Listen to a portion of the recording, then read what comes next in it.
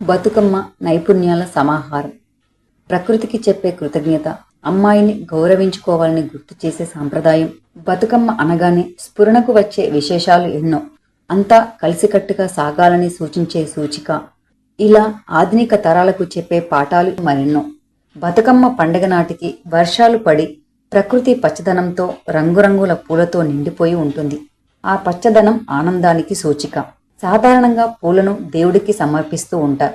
ఆ పువ్వులని దేవీ రూపంగా పూజించడం బతుకమ్మ ప్రత్యేకత.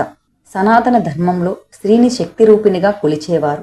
అలాంటిది అమ్మాయిల్లో ఆత్మవిశ్వాసం నింపడానికి, వాళ్లల్లోని సృజనాత్మకతను వెలికి తీయడానికి ఈ పండుగ సహాయపడుతుంది. ఇల్లు పని తప్ప వేరే లోకమే తెలియని ఆడవాళ్లకు ఆటలు పాటల రూపంలో మానసిక ఆనందం కలిగించే వేడుకగాను దీన్ని చెబుతూ ఉంటారు. ఒకప్పుడే కాదు, నేటి మహిళ బాధ్యతలను సమర్థంగా నిర్వహించే క్రమంలో అలసిపోతుంది. దాన్ని తీర్చే సంబరమే ఇది. బతుకమ్మను అందంగా పేర్చడం దగ్గర నుంచి పాట కట్టడం, అలాగే లయబద్ధంగా చప్పట్లు కొడుతూ పాదం కలపడం ఆమెలోని నైపుణ్యాలకి ప్రతీకలే. కొత్త దుస్తులు, నగలు, పూలతో ముస్తాబై ఆడి పాడటం శరీరానికి కాదు, మనసుకి వ్యాయామమే. పూలను స్త్రీలతో పోలుస్తూ ఉంటారు. పునరుత్పత్తికి చిహ్నాలుగా చెబుతూ ఉంటారు. ఆమె భావి తరాలను అందిస్తే పువ్వు రేపటి అడవికి అంకురాలనిస్తుంది. అంతటి శక్తి ఉన్న పువ్వులు స్త్రీలను పూజించడం, గౌరవించడం సమాజ విధి అంటుంది బతుకమ్మ పండగ. వేడుక నిర్వహించుకోవడానికి ఊరు వాడంతా ఒకచోట చేరుతారు.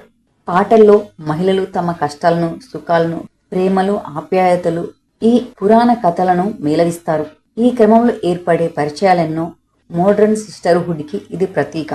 అంతరాలను చెరిపివేస్తూ స్నేహాలు చిగురించేలా చేసే ఆధునిక నెట్వర్క్ మంత్ర కూడా. బతుకమ్మను పేరుస్తూ ఆడపడుచులు సాక్షాత్తు ఆ గౌరీదేవి పుట్టింటికి తరలి వచ్చినట్టుగా భావిస్తారు. ఆమెకు పూజలు చేసి నైవేద్యాలు అందించడం ద్వారా ఆనందాన్ని పంచినట్టు భావిస్తారు. 9వ రోజు నిమజ్జనం చేయడాన్ని తిరిగి శివుడి వద్దకు సాగనంపినట్లుగా భావిస్తారు. ఆడపిల్లను అత్తారింటికి పంపాక తనకు అండగా నిలబడాలని, ప్రేమను పంచాలని చెప్పడము దీని వెనుక అంతరార్థమే.